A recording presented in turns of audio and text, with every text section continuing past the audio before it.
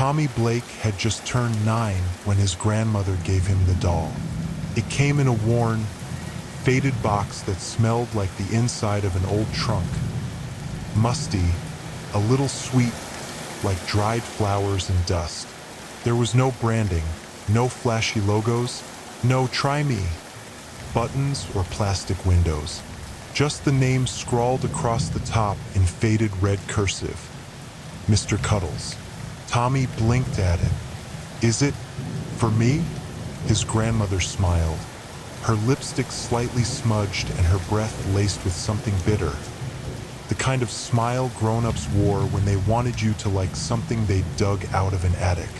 "It used to belong to your uncle. He loved it, said it talked to him. Thought you might like it too." Tommy glanced at his mom across the room. She offered a tight smile but said nothing, arms folded. She looked like she wanted to say no, like she knew something but couldn't. His grandma placed the box in his lap. "Say hello, Mr. Cuddles," she whispered. Tommy opened the lid. The doll inside was about 2 feet tall, made of stitched fabric with an oversized round head and mismatched button eyes. One black, one milky white. It wore a red and blue patchwork outfit with frayed cuffs and had black yarn hair that stuck out in clumps. Its mouth was a stitched-on grin, wide and jagged like someone had sewn it while laughing too hard. One hand was stuffed fabric.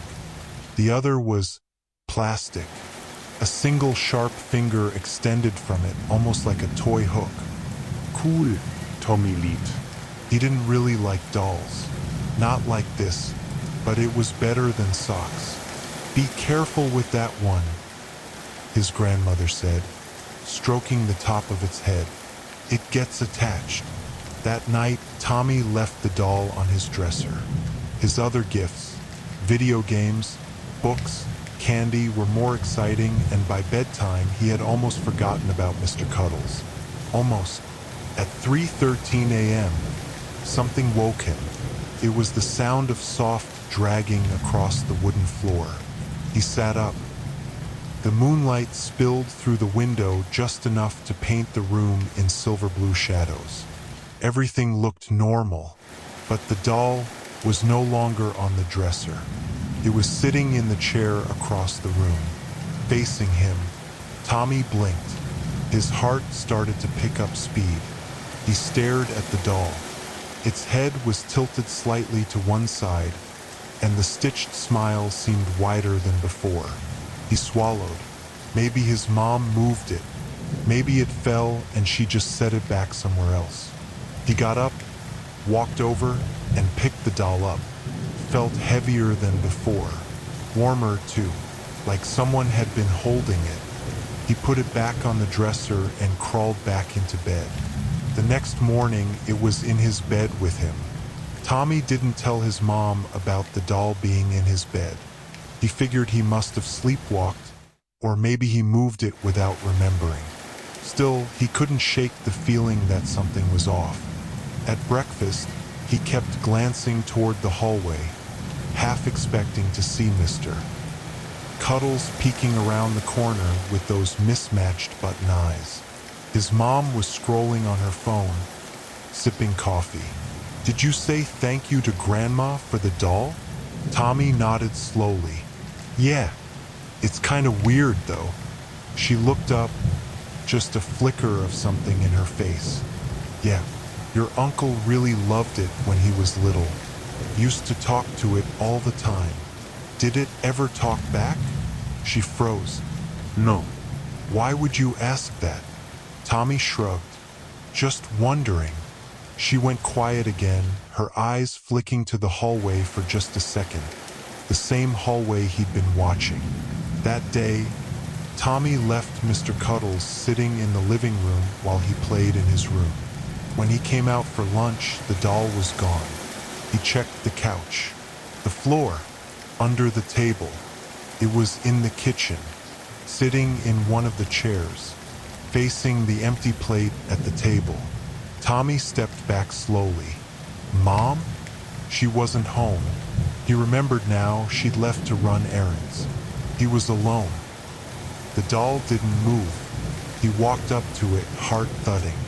It just sat there, its stitched grin wide and lopsided, its yarn hair sagging to one side. He poked it. Nothing. He picked it up and threw it back into the living room. Stupid doll. As it hit the couch, something sharp pricked his hand. He looked. The plastic hook hand had sliced the skin on his thumb. It bled just a little, but it stung. He went to wash it, and when he came back, the doll was gone again. This time, he found it in his room. Sitting on his pillow, its grin pointed straight at the door like it had been waiting. That night, he locked it in his toy chest. He even put a pile of books on top for good measure. Still, he woke at 3:13 a.m. The chest was open. The books were on the floor. Mr. Cuddles was sitting on his desk. Next to the desk was a message. 4 words, scrawled in red crayon on the wall. "I like your room." Tommy didn't tell his mom about the message on the wall. He just stared at it for a long time, heart pounding so hard he could barely hear his own thoughts.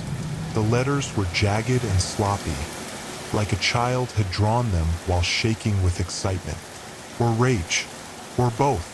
He scrubbed it off before school with a damp sponge and some soap. Took time, but it came off. His mom never noticed. Or if she did, she didn't say anything. He brought Mr. Cuddles with him to school that day.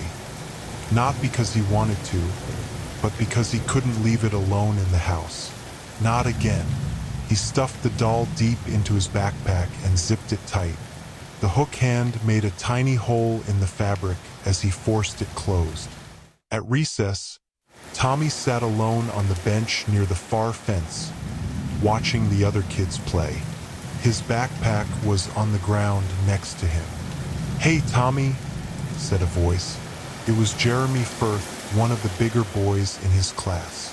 Jeremy was always picking on someone, and Tommy had been lucky so far. Today, luck ran out. "What you got in the bag?" Jeremy asked. "Nothing," Tommy said quickly. Jeremy reached down and unzipped it before Tommy could stop him. The doll spilled out onto the grass. Jeremy picked it up and laughed. "You still play with dolls?" Tommy lunged for it. "Give it back." Jeremy danced backward, holding it up like a trophy. "What's this thing's name? Mr. Stitches? Mr. Ugly? Mr. Cuddles?" Tommy muttered, trying to grab it. "Ah," Jeremy sneered. "Does Mr. Cuddles want a HUG?" He shoved the doll in Tommy's face. That's when the plastic hook scratched him. Jeremy dropped the doll instantly, staring at his hand. A thin red line welled with blood. "What the hell?" he hissed. Tommy picked up the doll and shoved it back into his bag. Jeremy glared. "You better be careful with that thing, freak." Later, as the school day ended, Tommy noticed Jeremy wasn't at his desk. His teacher whispered with the nurse just outside the door. By the time Tommy got home, he already knew something was wrong. When he turned on the news, it was confirmed. Boy hospitalized after freak accident in locker room. Multiple lacerations. Doctors baffled. They showed Jeremy's face blurred out, his hand wrapped in bandages. The report said he fell into broken glass. But Tommy knew there was no glass in the locker room. That night, he put the doll back in the chest, chained it shut with his bike lock. 3:13 a.m. Tommy opened his eyes to a faint scraping sound. He sat up. The toy chest was still locked, still chained, but the sound continued not from inside the chest, from the walls, a soft dragging, a whisper, "I missed you." The next morning, Tommy didn't speak much. He barely touched his cereal, and when his mom asked if everything was okay, he just nodded without looking up. She sighed. Still upset about that doll? He looked at her, really looked. Her eyes were tired. Her fingers fidgeted with her coffee mug. There was something behind her expression, not just concern, but fear, like she already knew something wasn't right with Mr. Cuddles. But she was too afraid to say it out loud. Did Uncle Matt ever get weird when he had the doll? Tommy asked. She froze. The silence that followed was short, but deep. Then she said, he had nightmares, would scream sometimes, started locking his room. One day the doll disappeared. We never talked about it after that. Where is Uncle Matt now? She looked away. Not around anymore. That was all she said. But the way she said it stuck in Tommy's chest like a cold stone. That day the chest stayed locked. He kept the key in his pocket. He even added duct tape over the lock for good measure. But all day he felt something watching him. Not in the creepy paranoid way. In the real way, the way you feel when a person is staring straight at you, just out of view. That night, around 11 p.m., he heard noises downstairs. Not normal creaks, not the fridge. Footsteps, slow, deliberate. He crept out of bed, careful not to step on the squeaky floorboard near the door. He tiptoed down the hallway. The game room was at the bottom of the stairs. A cozy space with old board games, a beanbag chair, and the Xbox. It was dark, but the TV was on. Fuzzy static buzzed on the screen, and the beanbag chair was rocking, ever so slightly. "Mom!" Tommy whispered. No answer. He flipped on the light. Empty room. No sign of his mom. The static hissed louder for a moment, then cut out. The TV went black. On the screen, for just a second before it powered down, he saw a reflection. Not his, the doll, sitting in the chair. But the actual chair was empty. He ran to the chest. Still locked. Still chained, still taped. His hand trembled as he touched the lock. The metal was warm, almost too warm. Then the smell hit him. Burnt fabric, like something cooked too long in the dryer. He turned, and there, at the end of the hallway, the light bulb flickered. Mr. Cuddles stood under it. Not sitting, not slumped, standing. One button eye missing, replaced by something black and glassy. The smile stitched wider now, red thread trailing from the corners of its mouth like drool. The hook hand scraped softly against the wall. It raised its arm, waved, and whispered, "We're gonna play a game." Tommy froze. He couldn't move, couldn't speak. The doll stood beneath the flickering light at the end of the hallway. One small shadow in a tunnel of darkness, its plastic hook slowly tracing lines in the wall. "Wanna play tag?" It whispered, in a voice that sounded like a child imitating a grown-up. Too cheerful, too forced, like a smile hiding a knife. Tommy backed up. The doll didn't follow. It just laughed. A short, twitchy giggle that didn't match the movements of its stitched mouth. Tommy turned and ran for his mother's room. The door was slightly ajar. He pushed it open. The bed was empty, sheets thrown aside, a dent in the pillow as if she'd just been there. And on the nightstand, Mr. Cuddles sat, staring, grinning. Tommy spun around, nothing in the hallway now. Nothing outside the door. He checked the nightstand again. The doll was gone. The laugh echoed again, closer now. He didn't know where to go, so he bolted for the basement, the one place he'd always been told never to go at night. But if the doll was upstairs, he flicked on the basement light, sputtered, then buzzed to life. Steps creaked under his feet. Shelves of old junk lined the walls. Tools, dusty boxes, Halloween decorations, a mannequin torso, all half hidden under tarps.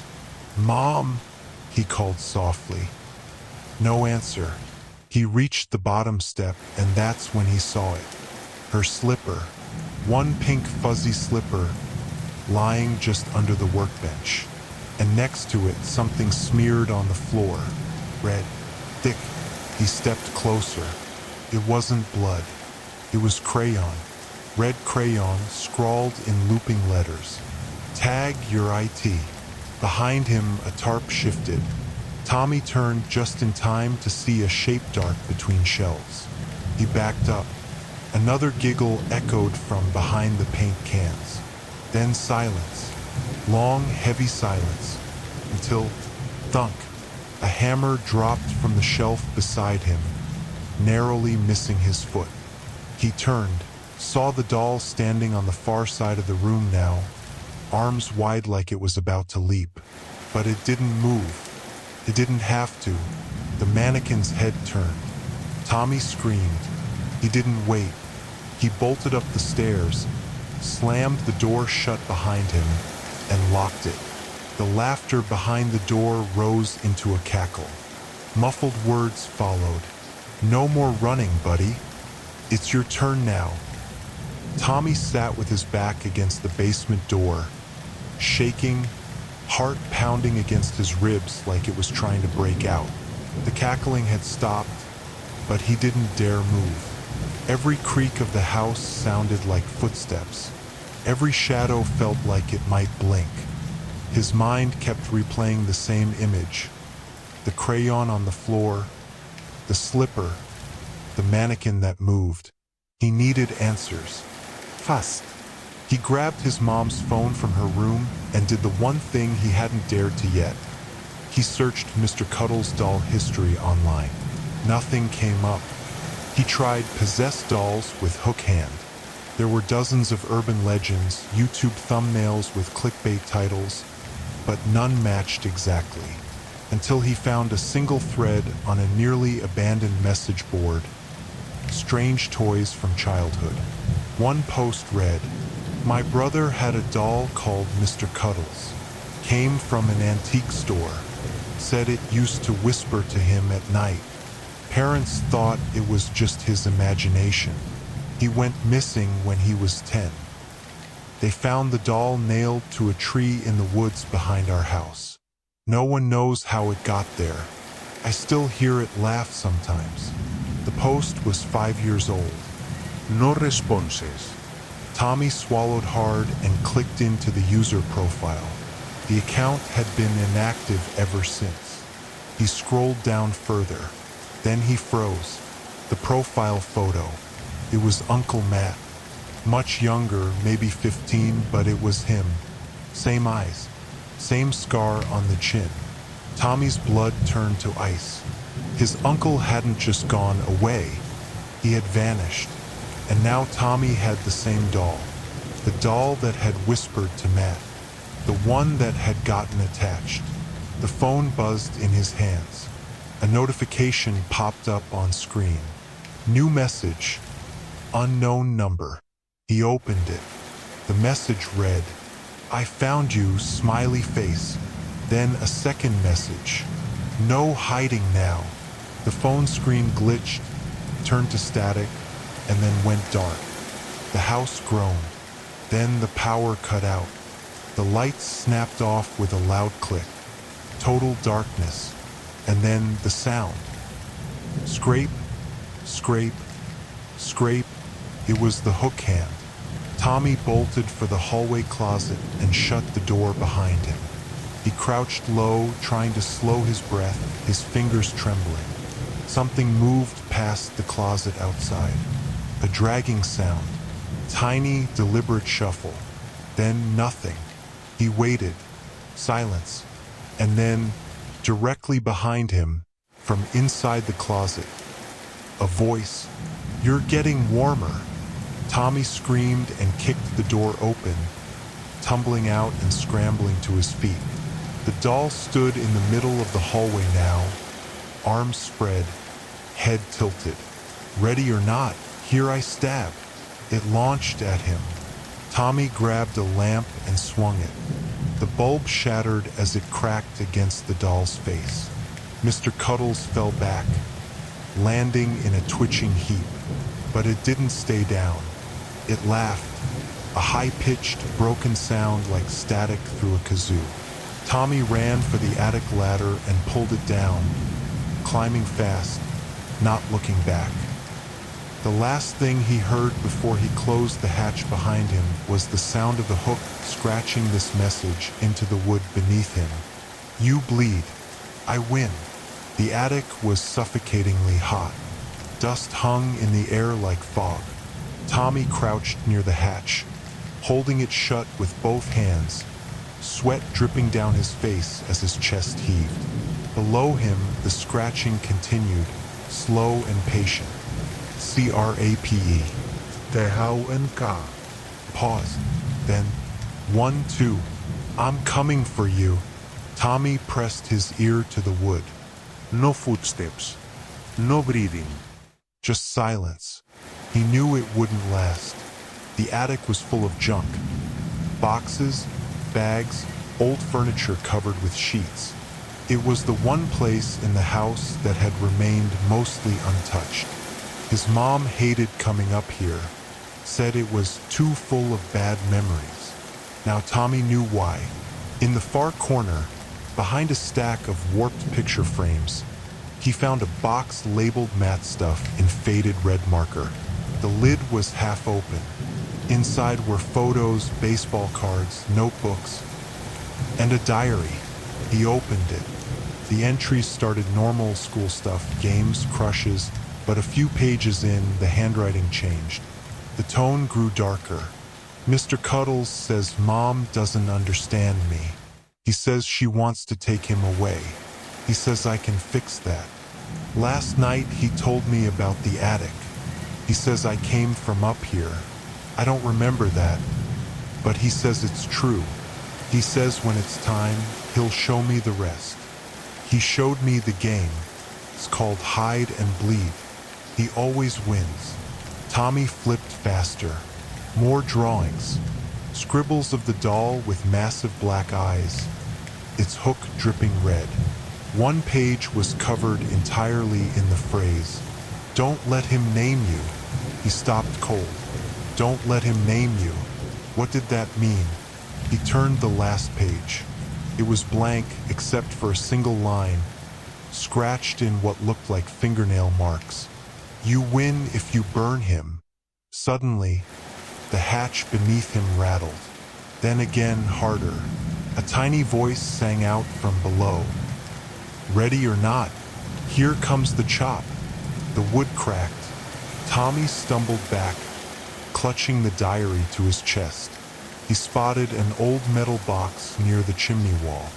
Inside was a Zippo lighter and a bundle of fireworks, left over from a summer long gone. He snatched the lighter. The hatch burst open behind him.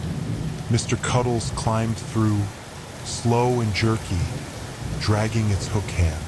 One eye missing, mouth wider than ever. Red thread spilled from its lips like drool. Found you, birthday boy. Tommy backed into the shadows. You're just a doll, he whispered. The doll's head tilted sharply. You're just a boy. Then it lunged. Tommy ducked behind a stack of boxes, flicked the lighter. Flame. He jammed the spark into the box of fireworks and shoved them toward the doll as it rushed him. FZZZZZZT. Boom! Fireworks erupted in the attic. Red, green, white. Screaming sparks lit the space in bursts. The doll shrieked, flailing, fabric catching fire. Its laugh turned to a scream. New! The whole attic lit up like the 4th of July. Tommy bolted down the ladder just as flames licked the walls. He grabbed his mom's phone from the hallway and ran outside into the night. The top floor of the house glowed orange. Smoke poured from the windows, then silence. No laughter. Just fire.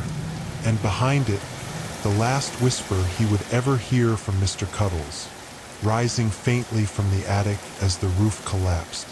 "You said we'd be best friends forever." The fire brigade arrived just after dawn.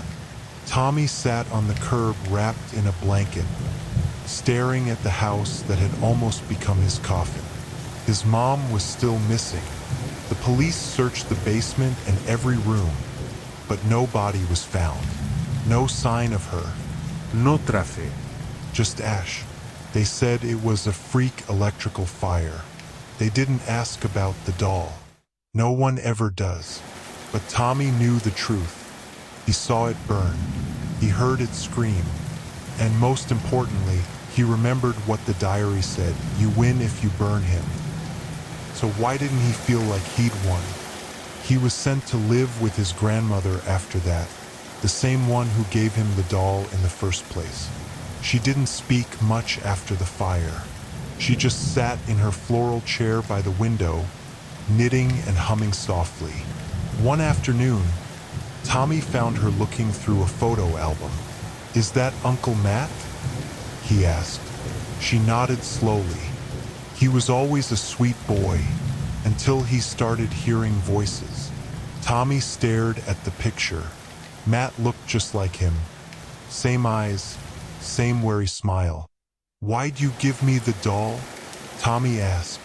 She didn't look at him. "I thought maybe it would be different. Maybe it would finish with you." He frowned. "Finish what?" She turned the page. "Bloodline games," she whispered. "He plays them with the youngest, the lonely ones, the ones who listen." Tommy's heart sank. "You knew." She nodded. That night, he dreamt of fire. The attic burning, Mr. Cuddles melting into the floorboards. But when he woke up, there was a small black mark on his arm, like a burn, in the shape of a smile. 3 weeks later, police report: unmarked parcel discovered at local toy store. Item found in alley behind closed business. Burned cardboard box. Inside, one fabric doll partially melted. Red and blue patchwork outfit. Plastic hook hand fused into melted position. Written in red crayon on the inside of the lid: "Wanna play?" No fingerprints. No return address. Item turned over to lost and found. Placed in back room. Somewhere a child opens a box. A voice whispers in the dark: "Let's play a new game."